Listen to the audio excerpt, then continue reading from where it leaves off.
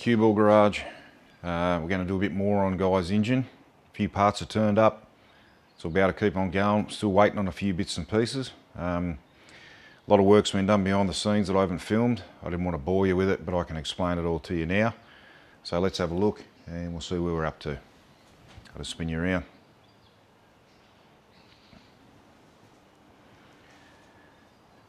Right, so as you can see, looks like we're back to where we started, and we are. So we're a bit worried where we left off last week. We're worried about this piston combination because we're worried about the valve reliefs. But as it turns out, I've checked them and our piston to bore clearance is perfect. Sorry, the valve to piston clearance is perfect. I've degreed the cam. I'll check the specs on the cam. Found true top dead centre. This is my makeshift, because it's an aluminium block. Obviously got nowhere for the magnetic base dial indicator to stick to. So I just got an alternator bracket, put a stud in there, and that's what we've done. So I found true top dead centre by on the top of the piston, and then we've degreed the cam. They're solid roller lifters, so I've got them in there. Check and push rod. So I've had to order a new dial indicator. I've tried the cam. I'll try to dial it in, I'm going to say 4 times. Got a little bit of a different reading every time, but it's all around the specs on the card. So I reckon we're right. We're just going to leave it on 0 on the adjustable gear.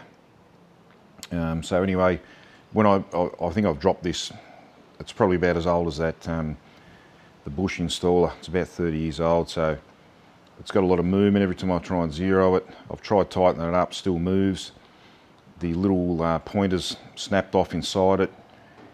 The other dial indicator that I've got for my the dial bore indicator, it hasn't got the facility to put it mounted on the back. It hasn't got the little tab. So I've ordered another one.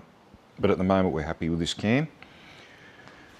So for this adjustable gear, I don't know if you've seen them before, but you've got your so dot to dot, as it always is. So once I turn it back around, it'll be dot to dot.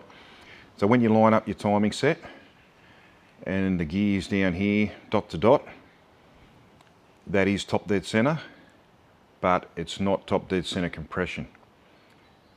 So what happens is people set up their timing set dot to dot, so that the gear will be around here. And yes, it is top dead center, but if you put your distributor in at this point, you'll be 180 degrees out. It's just a little tip. Both big block and small block Chevs are the same. That's just how they are. So for these gears, if you wanted to adjust it, if you wanted to advance it a couple of degrees, so I think you can go 6 degrees retarded or advanced on this particular gear set. So it's got like a little eccentric tool. There I go again, little eccentric tool. It's an eccentric tool. The pin goes in there, and then you just use a Phillips head screwdriver or whatever and spin it, and it just moves on these elongated slots here. Get it to your appropriate mark that you want, advanced or retarded, then lock them back up. I'm happy on 0, so it all works out the same specs as a card. So I'm going to take all these bolts out one at a time, Loctite them. Then we'll worry about sorting out the cam button. So with a flat tappet cam, the bottom of the lobe is actually got it's actually concave a little bit. So as the lobe pushes the lifter up, the lifter actually spins. It makes it spin. That's the way it's machined, and that force by each of the lifters turning actually keeps the cam in position. But unfortunately, when you've got a roller lifter, so the roller just runs straight up and down on the. So if I remove this, we have a look here. So that roller just runs parallel to the lobe. So there's no reason why the cam can't walk forward. So sure, you've got the chain on there, but it's still going to go enough to cause you dramas, and potentially the roller slips off the end of the lobe. So we run a cam button in the end, and that actually runs up against the front cover. It's a 2-piece cover. So this is the cam button. It's got so it's got some spaces in there, little needle roller bearing. So that would actually touch up against there. and that spins, so it shouldn't wear that in any way as long as you've got it set up right. So you need to make sure that so these bolts will come out. That goes in that way, and we just have to measure and make sure that we reduce this length down so it just touches the cover. So that's something else we've got to do. Oil pump can go on, pick up, it actually bolts to the body of the pump, so that's a set position. Then we can measure that distance from the actual sump rail on the block, and then we need to put a straight edge on the sump and then measure down to the bottom of the sump to make sure we've got at least a 1/4 inch of gap there so we can pick up oil. We don't want to have starvation, but we don't want it to stick to the bottom of the pan as well. So it's a couple of jobs we need to do. I told you before about clearancing the rods, and I showed you one of them. So I pulled all the rods and pistons out, pulled everything totally apart again, clearanced all the rods exactly the same, even though it was only 1 and 2 and 5 and 6 that hit. And then I measured them all and then weighed them all on my digital scales. So they're all within a gram of each other. It's about 1/2 gram of each other actually. And that's as long as those scales are accurate, it says they're accurate to within 1/2 gram. All right, well let's start. We'll get a couple of jobs knocked over and I'll show you.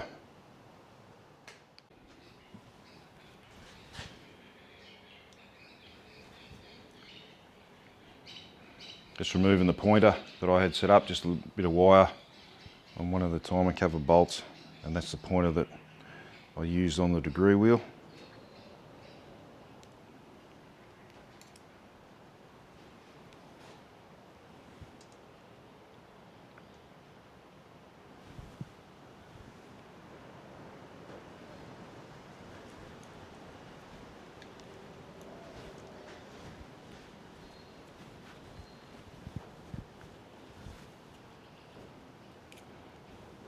Make sure I remove my lifters before I spin the engine over and drop them on the floor.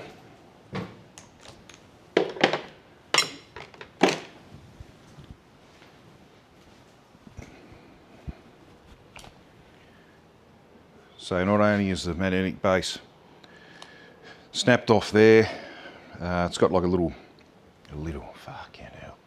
It's got an actuator there which actually engages the magnet, so you can turn it on and off as you need. And look at that, that's all just falling apart. So she's well past the use by date. It's done its work. Time to retire the old girl.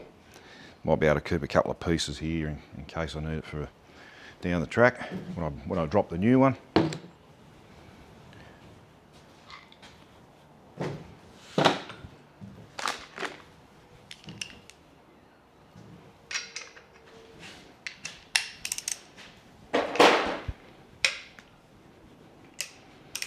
So I've just got a rocker stud, it's the same thread, 7/16 UNC, so I've got that in the one of the head bolts. There's one of the head bolt threads, a few washers, and just that bracket. So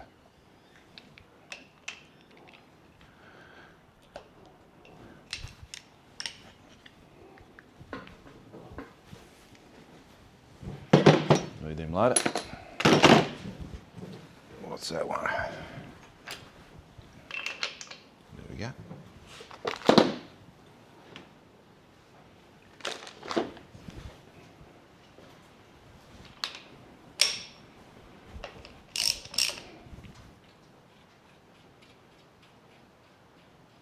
So I'm not going to put the heads on yet. I still need to do some match porting on the exhaust side. Inlet side's pretty good, but we need to check that out. We need to make sure we get the maximum flow we can and open them up a bit.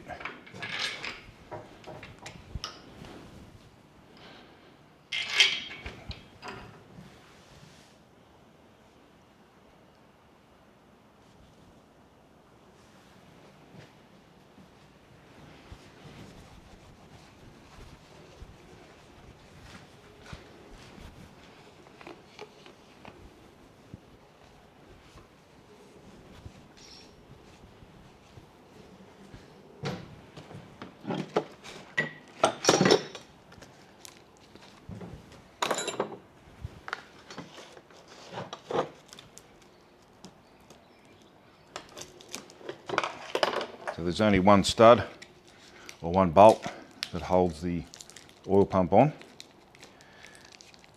So I reckon that's pretty important. So we've got an ARP stud. Best you can go.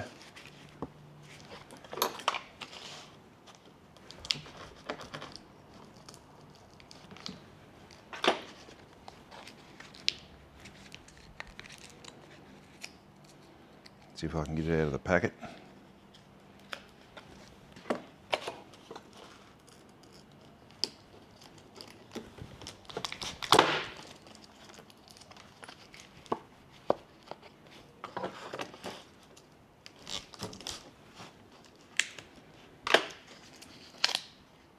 Not only are they good fasteners, but they're good packages as well.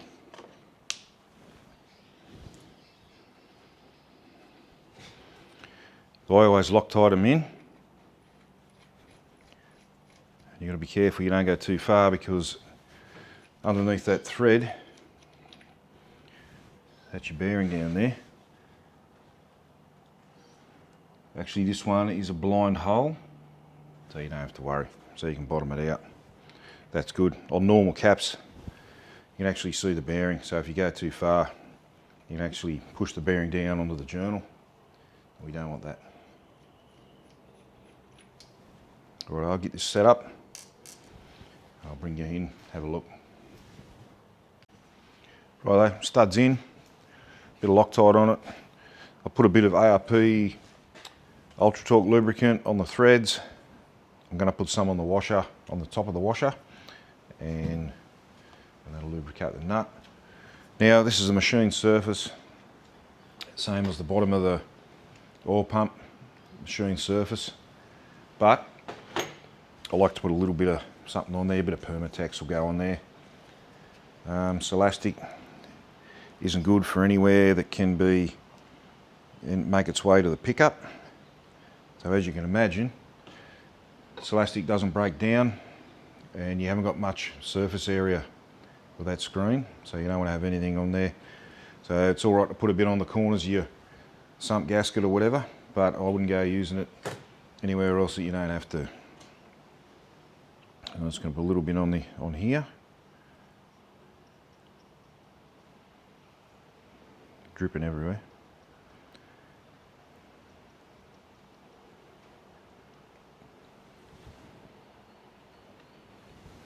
Alright, so we'll make sure this is our drive rod or drive shaft for the oil pump, and also that goes up to the distributor. That's what actually drives it. I'll just bring up a bit because you can't see me. I'm not saying that's a bad thing, but just bring up a little bit. So that part there is a collar. So there's a slot, drives in there, but this little collar stops it from moving around too much. So that's imperative that you have that. The old ones used to have like a plastic sleeve. This is metal, and yeah, it can fall back out.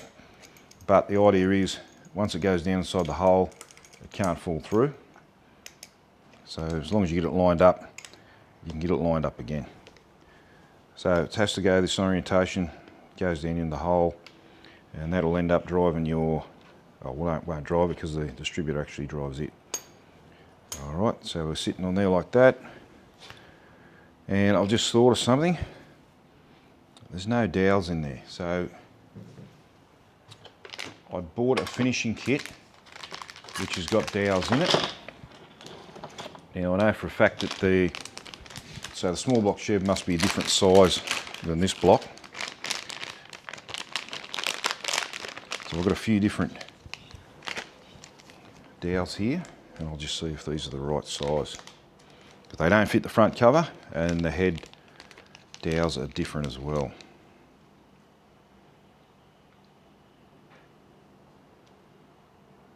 Alright, I reckon they might just fit.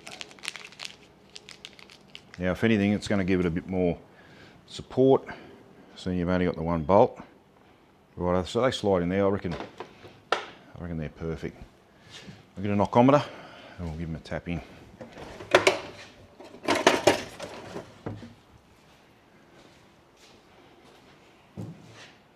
So So once again, these are blind holes.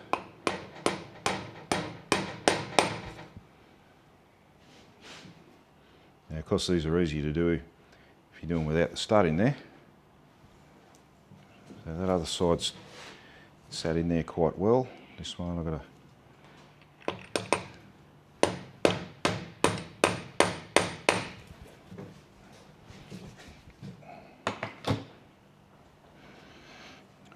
take two. Now our drive shaft's fallen down in there, but that's fine, we don't care about that. We can sort that out later. Okay, so there we go. I've already lubricated the threads.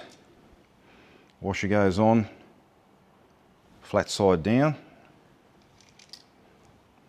There's our nut. I'm just going to put a little bit of this thread lubricant on the top of the washer. It doesn't go underneath,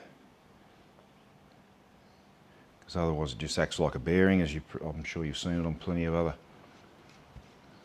sites as well. Now hopefully we've got the right socket. Now 65 foot-pound, that's the tension that we're aiming for.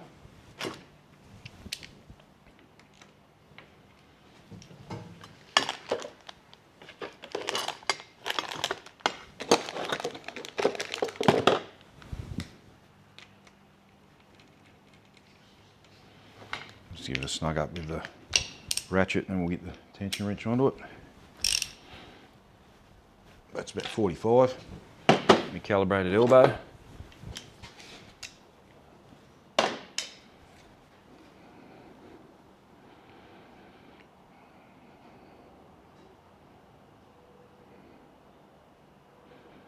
Righto, we'll just set it to 65 foot-pound.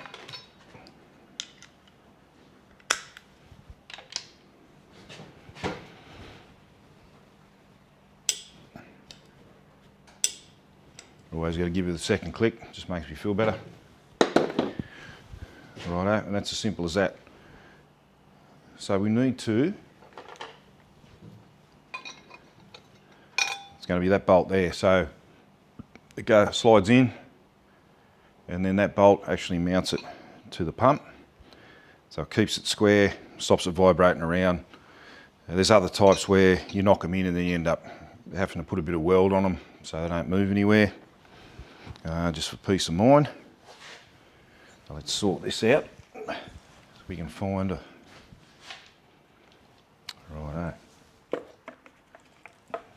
So many times it takes to get this right. There we go.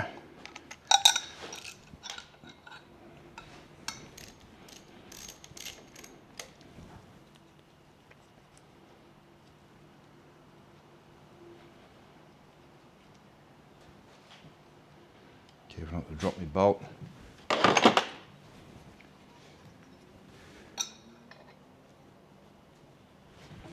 That should be a nice snug fit. There's a proper tool you can get. It's got like a taper which slides around the pipe and you can knock it in. But once again, we are not that blessed here. So we'll try some kind of knockometer without damaging it. Trying to hold it square at the same time.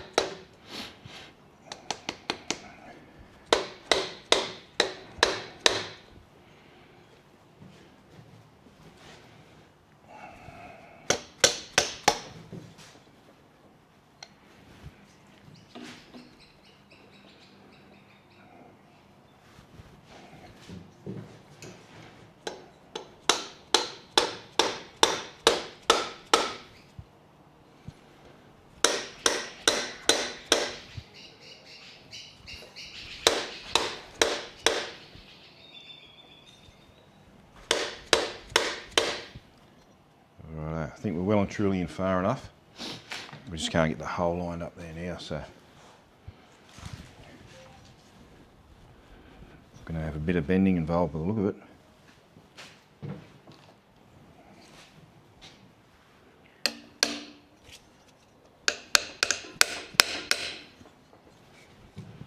I'll show you what's happening.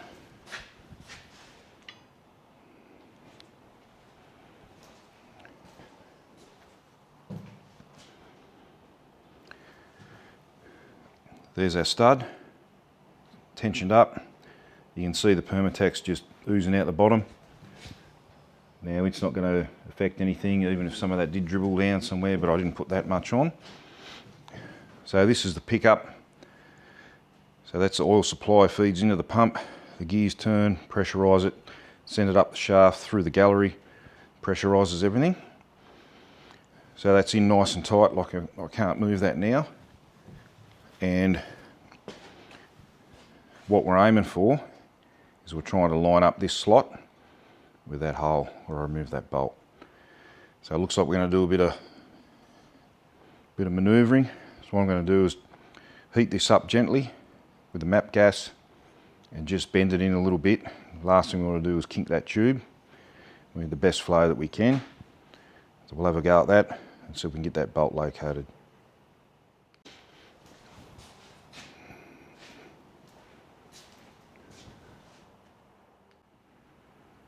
Well, that was a bit silly. I thought I pressed record, but obviously I didn't. As you can see, we've ruined some of the nice cadmium plating there, but you know what, it doesn't matter. It's going to be dipped in oil anyway. Well, hopefully it is, otherwise we're in trouble. So we've got still a bit warm, but got the bolt started. Can't quite get the ring end on.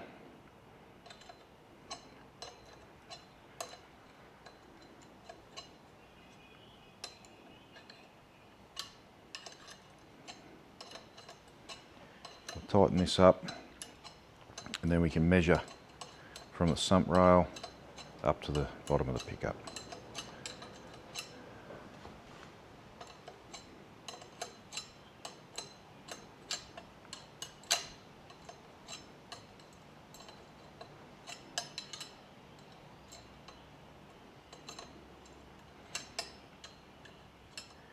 So we've got an imperial block.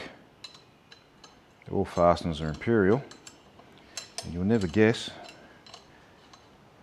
to fit onto the head of this bolt. It's actually 10mm, so go figure. It's just how it is. Now we're going to tension these to the calibrated elbow. What do you reckon? 10 foot-pound.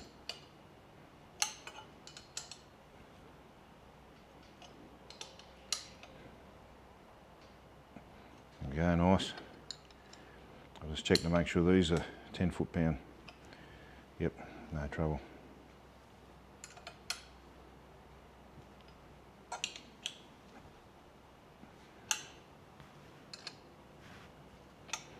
All right, nice.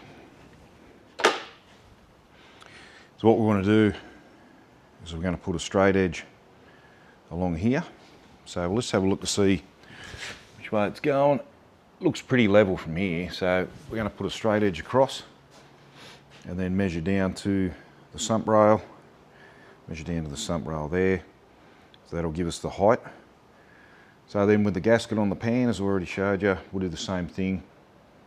We'll measure down and put a straight edge across, and then we can work out the differences to make sure we've got clearance. Straight edge across.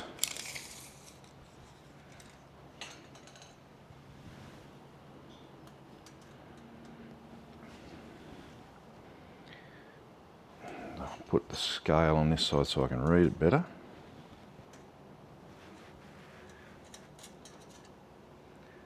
That is right on 7 inches.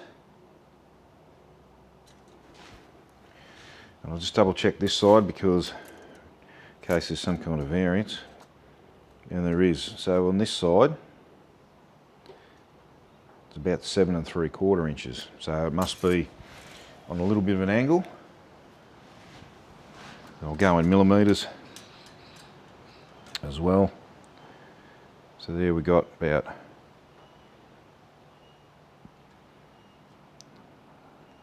we'll go close to 180.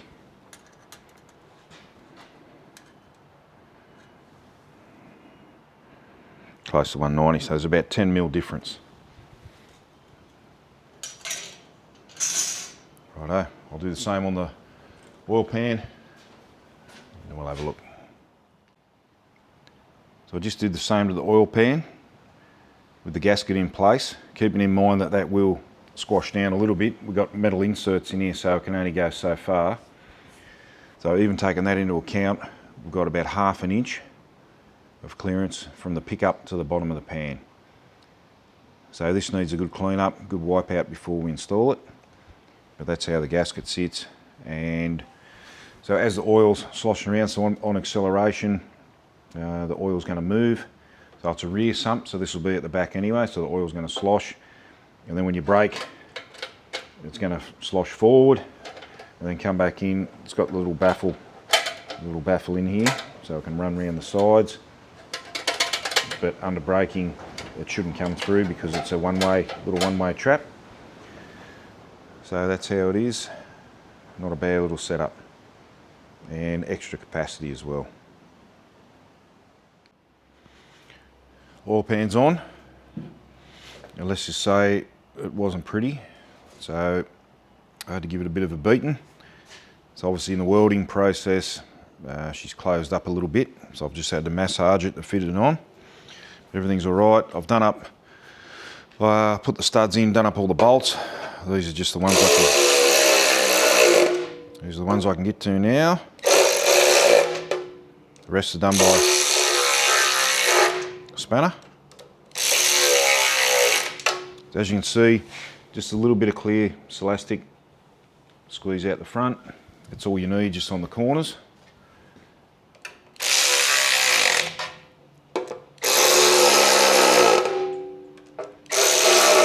Ideally you'd start in the middle and work your way out, but the way this sat, I had to do the rear ones first to get them to sit down. So I used a socket. Sorry, what's this doing?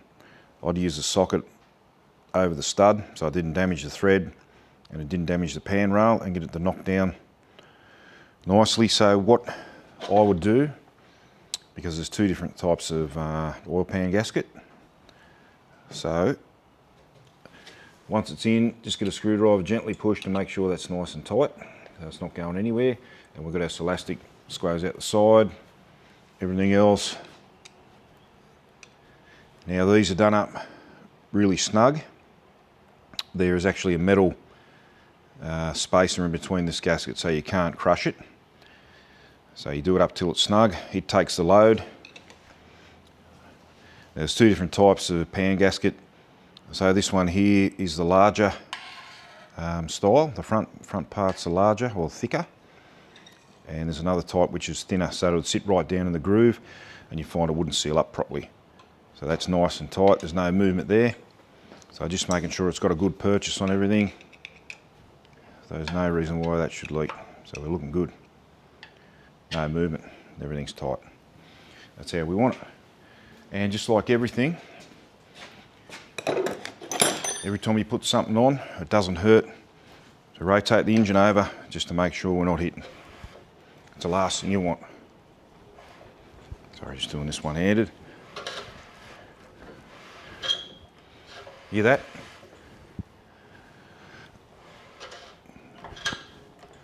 Righto, we've got a rod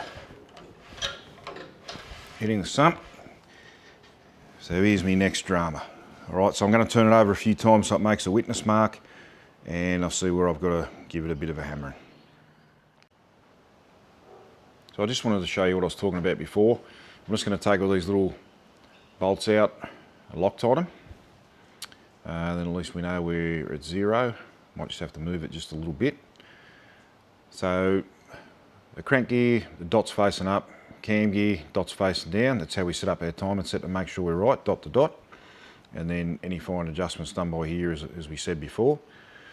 So you might think, all right, well, I've set the timing up, so why can't I put the distributor in once I put everything together? So that's if you don't turn the engine over. But as soon as I start turning the engine over, you'll see the number one's at top dead center. And we look at the lifters, straight away, they start moving. So it's not top dead center compression, so we've got to come round. So we'll keep coming around here, try and get it as close as I can, one-handed. So once again, we're going to come around because the cam spins half the speed of the crank. So that mark there, I don't know, it's hard if you, don't know if you can see that, but you can see it now. So see the arrow pointing up. The arrow lines up with the dot.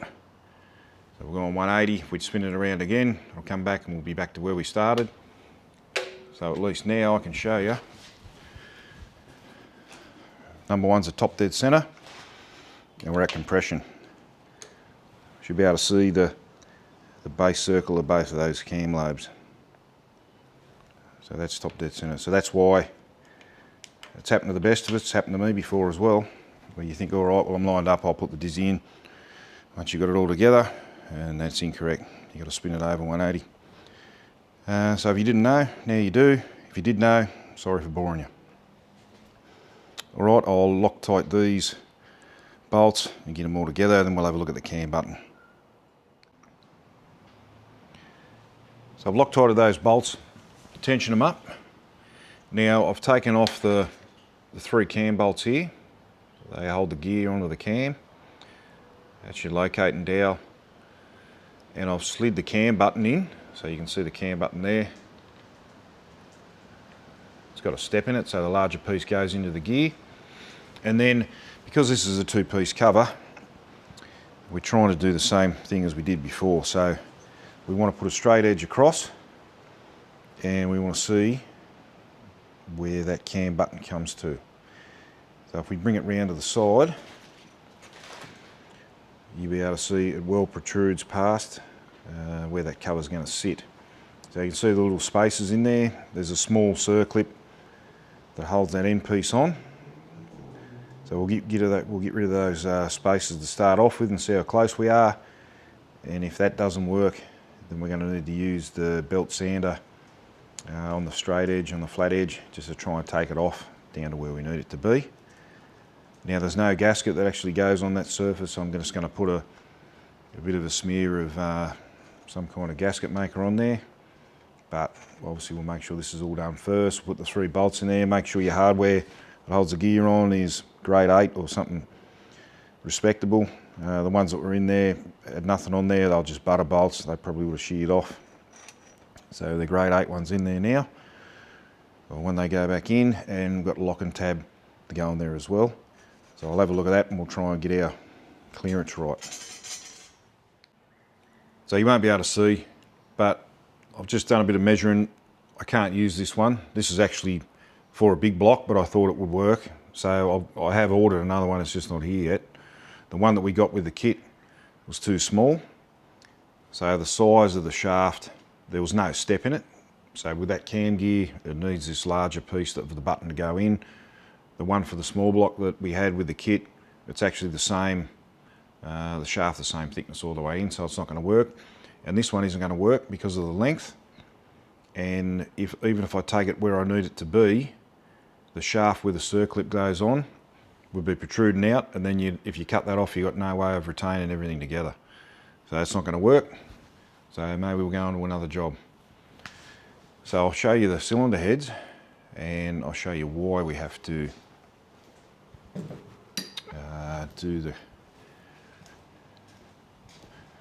open up the exhaust ports, and I'll just show you quickly why this shaft rocker setup doesn't work.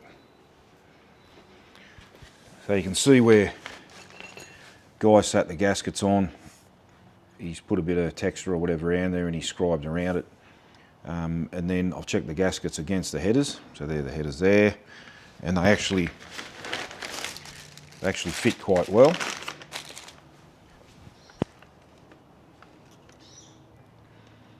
So what you would do is just put some bolts in to get it all square, and see how he's marked that there.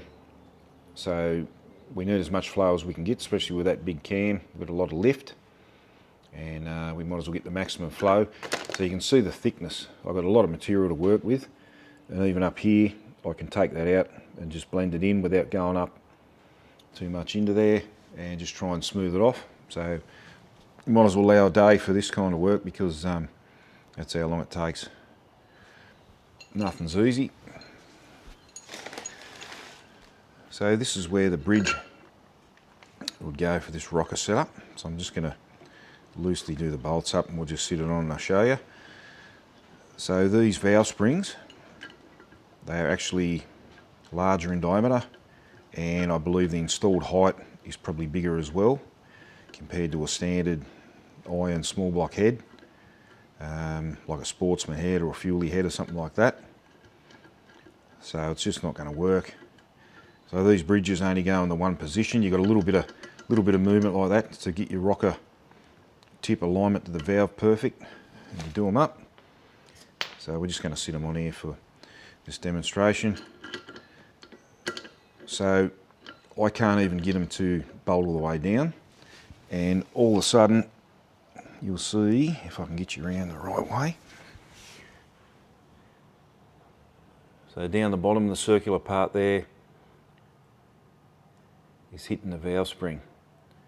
So I tried spacing up a bit with hardened washers, but still no good, plus your valve train geometry will be all out. So we want them to sit down a lot lower than that. Now you could use lash caps under here to try and get it all parallel, but the trouble is it was hitting, as soon as I bolted up it was hitting, so we're not going to use that. We're going to go with conventional roller rocker setup. So we're going stainless steel, one of the best materials. Steel or stainless steel is one of the best. Got no flex, nice and hard. They've been hardened as well.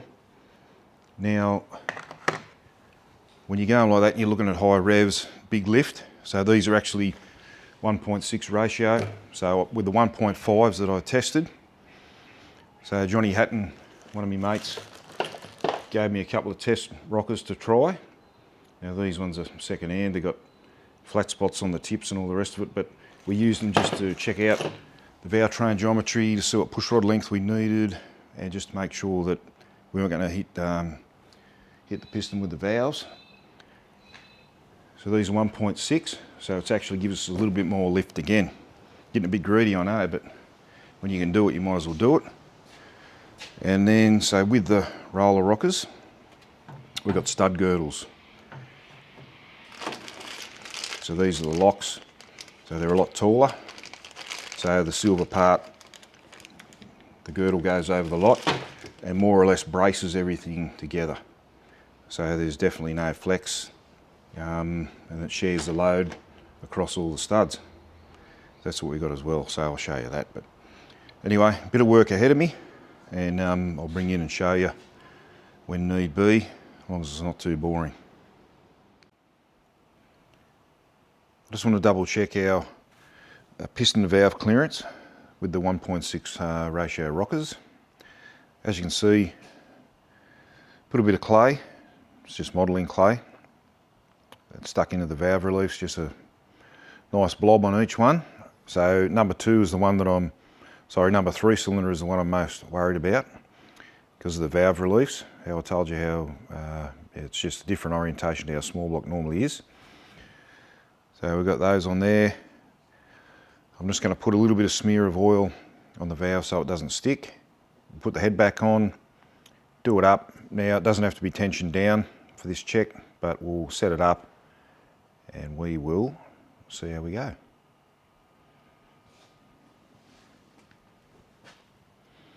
Just make sure you can see what I'm doing. Righto.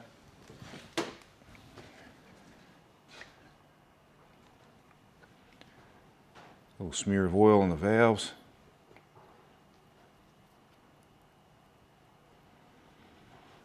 We don't want it to stick. If it does stick, it doesn't matter, but we just got to be careful.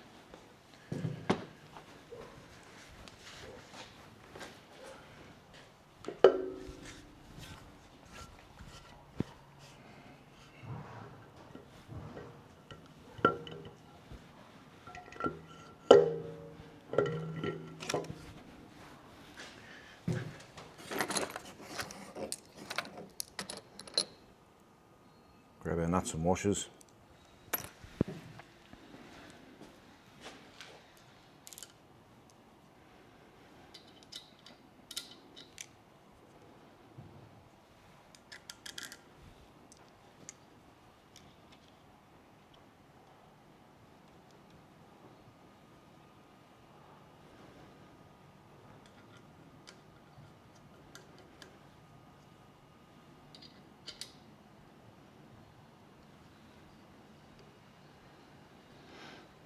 All right, give those little couple ugga duggers on the rattle gun.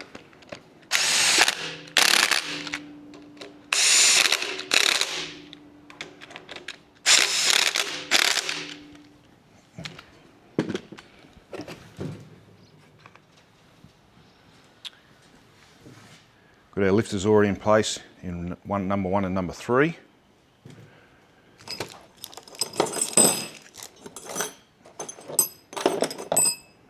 Get some push rods.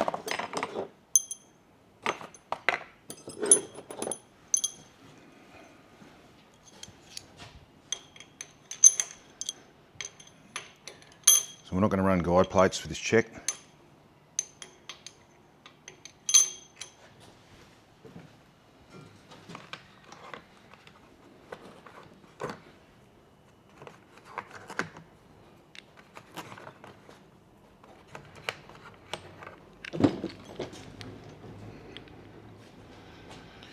So we're going to use the rockers I used previously. I've already oiled them up.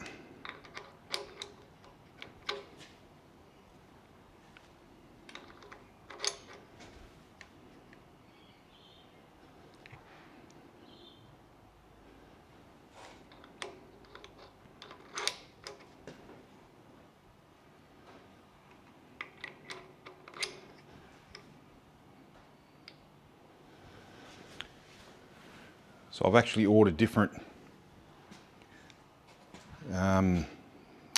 rocker studs, because as you can see there's not really much thread coming through there. Haven't got much purchase on it, so I've got some taller, I can't remember the actual measurement, but they're a lot taller, so we'll get a lot more thread purchase on there. Quite a bit of spring pressure, so you want to make sure you're covered.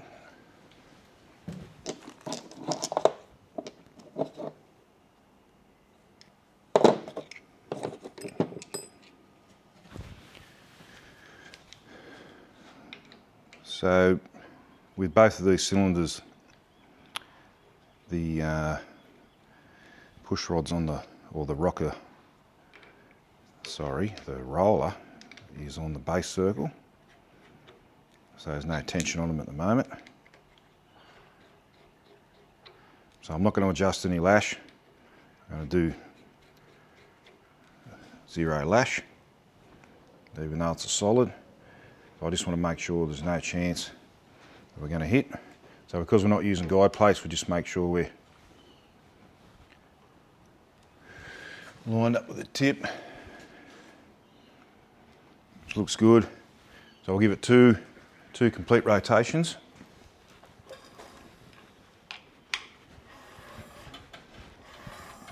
Some spring pressure there.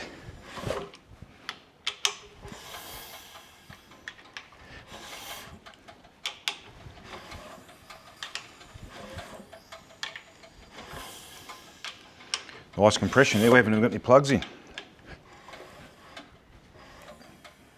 Actually, I've got to plug in one of the cylinders just so I could check what type of leads we're going to run. Now, while the rocker's at full lift, I'll put a feeler gauge in to make sure we haven't got coil bind. So we've got a gap there, so we're looking good. And if worse comes to worse, I'll use these 1.6s and I'll just get 1.5s for Guy. I'm just going to run a slightly smaller cam and I'll make up for it with the rocker ratio.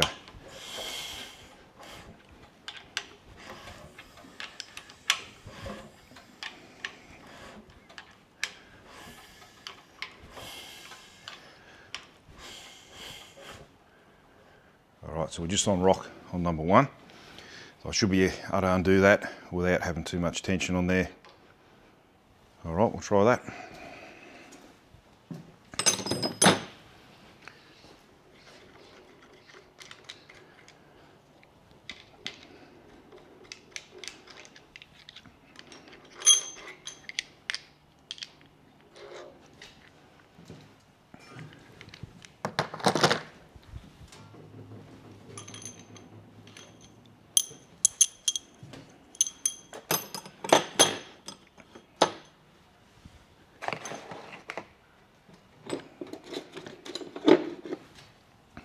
Must be a little bit of tension on there.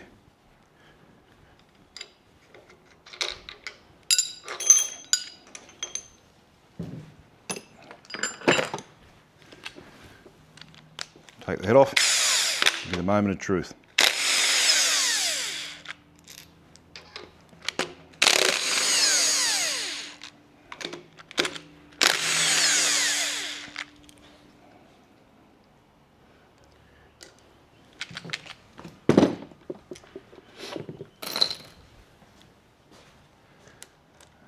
Not to lose anything.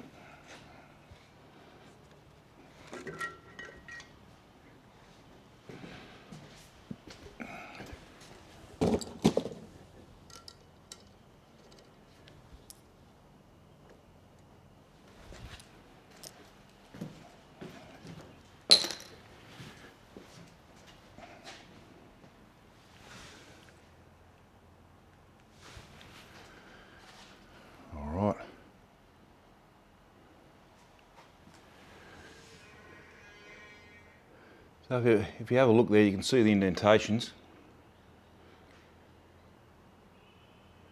And to me, it looks like we've got so much clearance. We're pretty lucky. You can see where it's just hit here.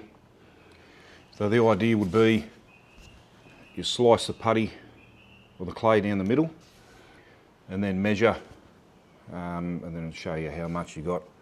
So the thinnest part of the clay is what you measure with your verniers, and you figure out how much you got. So we'll do that. So before I take in and show you what I've just checked there with the piston and valve clearance, so the right specs will be about 80 thou on the intake, 100 thou on the exhaust minimum, but we've got more than that. So I'll bring you in and show you what I've done. So obviously the closest clearance would have been on number 3 because of the valve relief positioning. So I've just carefully taken a razor blade, split them down the middle, and then you separate it, and then you want to measure with your verniers the thinnest part, so you can see the indentation there, so the side profile, and then the same on this one here. So I know it looks different, but that looks like an exhaust relief, an inlet relief, but it's the other way around, so that's why I was worried about the larger inlet valve. But we're right, so I've written on here 103 thou on the inlet, 131 thou on the exhaust. So remember the spec was 80 and 100, so we're well within that range. And then as I bring number 1 back up to the top,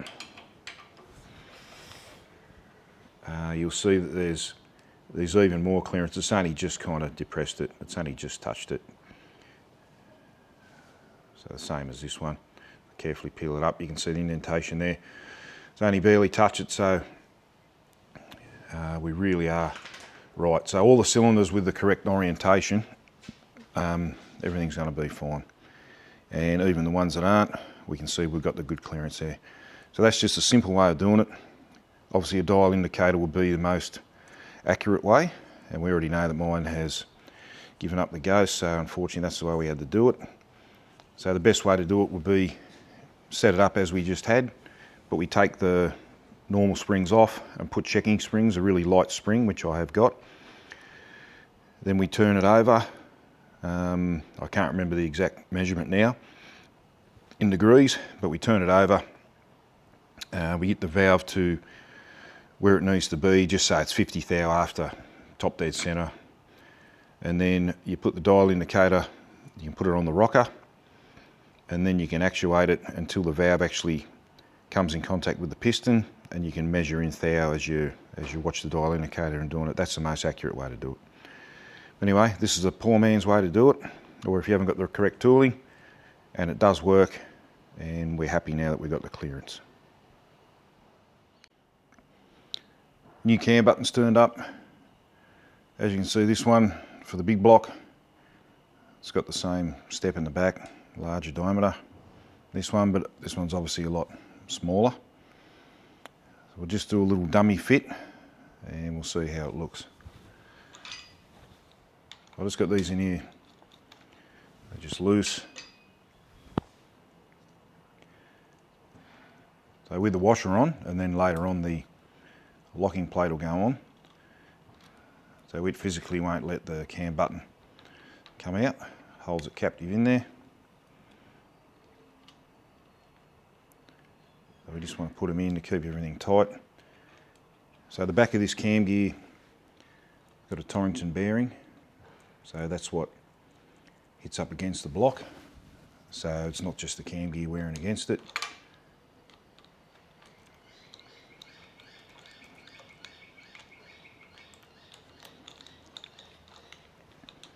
Yeah, not happy. Have to get a spandoolie.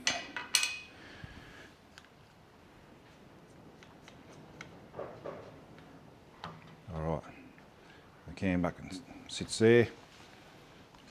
So if we look at it side on, it's just proud of the inner part of the timer cover. So I get a straight edge onto it, we can have a quick look. So it all depends on what gear set you have, but they say between 1 and 5 thou, others say between 3 and 10 thou, it just all depends what you got. So I put that on there. It might be near perfect, we mightn't have to do anything, which is good. So what I'll do is I'll put that front plate on and we'll just have a look to see what kind of play we've got.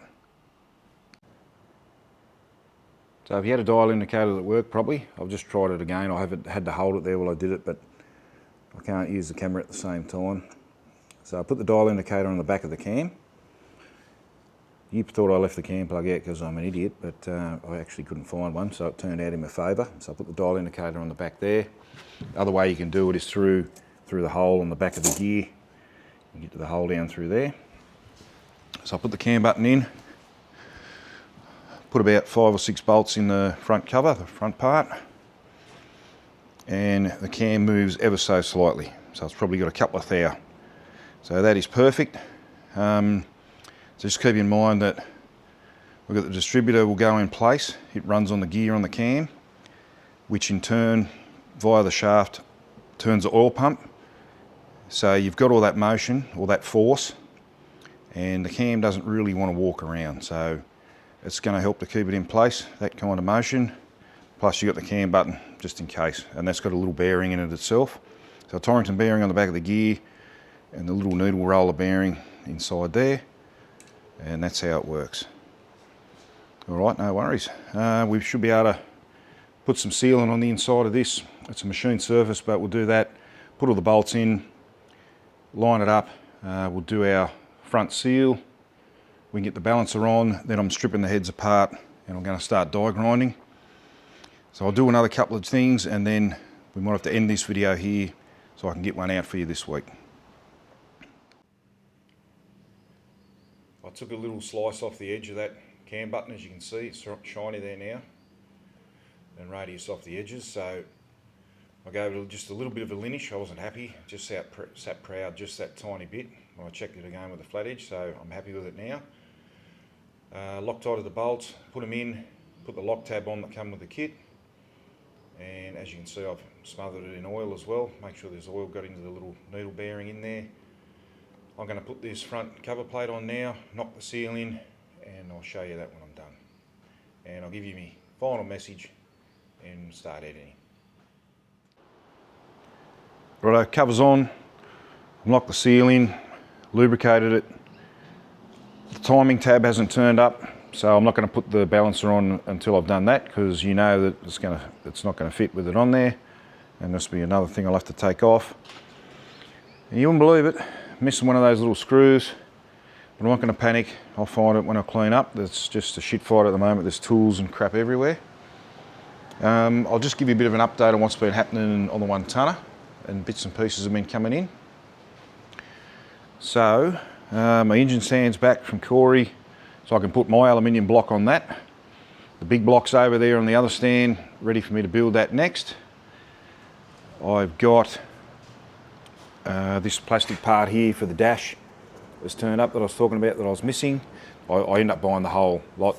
This the metal frame, I suppose you'd call it.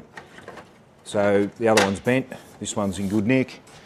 I've got a copper and brass radiator, 4-core. Looks like an awesome unit, so I'm happy with that. new brake master cylinder, you've probably seen that.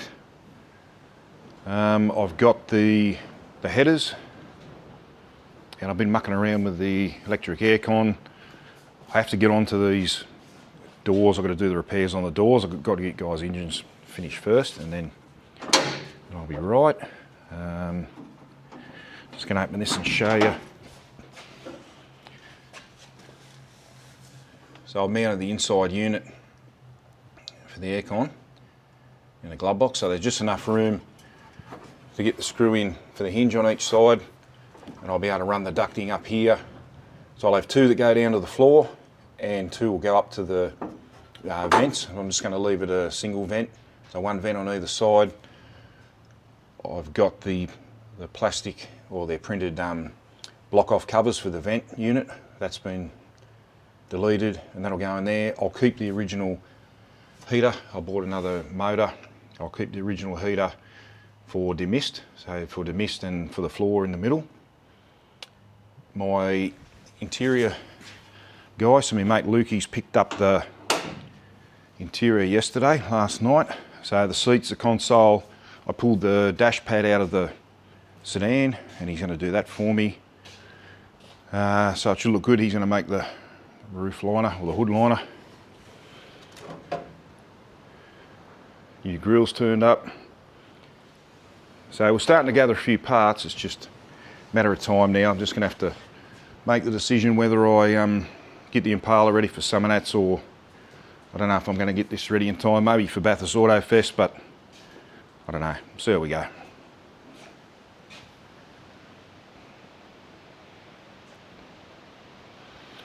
So look, it seems like I've done a lot of talking and a lot of mucking around for little gain, but this is how it works. You got to mock them up, pull them apart, do what you got to do for your clearances, get them all together, and that's how we do it.